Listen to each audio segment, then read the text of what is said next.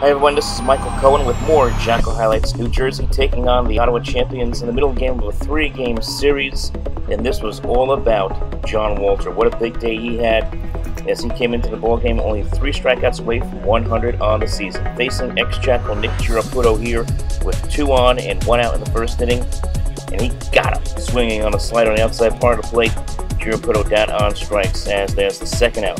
A little later in the inning now with the run in for the champions, and now 2 on. John Walter will now face Bryce Massineri. Very difficult hitter to face, as there he is, Massineri at the plate right now. A 2-ball, 2-strike count, runners on the corners, and Walter in history. There it is, 100 strikeouts for John Walter, as he now becomes the 6th Jackal all-time to get to 100 strikeouts in the season, joining Isaac Pavlik, Michael Antonini, Joe Bennett, Kevin Pinkovich, and Andy Myers as the only Jackal to have 100 strikeouts in a single season, but he would not be done. More on that later. Jackals would get him some run support. Mark Threlkeld with a fly ball into right field. That brought in a run as it gave the Jackals an early 1-0 lead. New Jersey actually had a 2-0 lead after the first inning, and they would have a 4-1 lead after 5 innings in this ball game. But unfortunately, it would not last for the Jackals. Down to the 3rd inning after a strikeout of Boucher, and with 2 men on, Walter strikes out Nick Girapputo again. This time a slider in the dirt. 3 times he struck out Girapputo in this ball game, even striking out Girapputo and Boucher back-to-back in that inning, as he continues to rack up the Ks. Then later on in the inning with the bases loaded, facing Bryce Massineri, and well, John Walter says, "I am the king of the hill," as he strikes up Bryce Massineri swinging on the high cheese.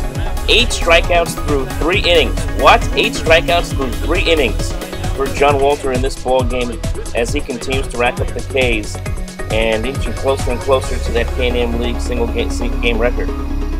Right now, moving right along, here he is, Walter again, closing in on double digits. He is now at 10 strikeouts at this point, as he is able to get Albert Cartwright swinging right through the heater right there.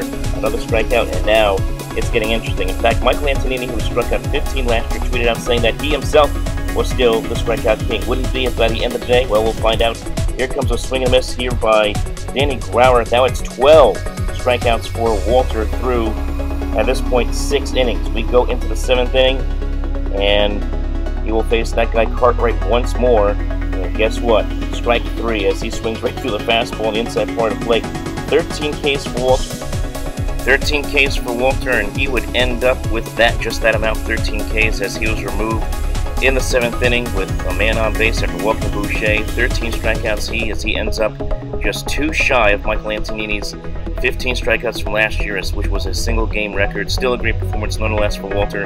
Unfortunately, he would end up getting the decision on this day. Nick Girapputo with a game-tying base hit against the Jackals here in the 9th inning against Hector Nilo. That made it a 4-4 game, as Girapputo getting a little bit of revenge on his old team, as into score for the champions would be the tying run, and then the champions in the 10th inning would figure it out, and they would get a win on the Daniel big base hit that you will see right here as it's upcoming. Here it is. That would drive in the go-ahead run, and the winning run, as it turns out. Champions win 5-4. Tough loss for the Jackals on a Tuesday night, but still a good night for John Walter nonetheless.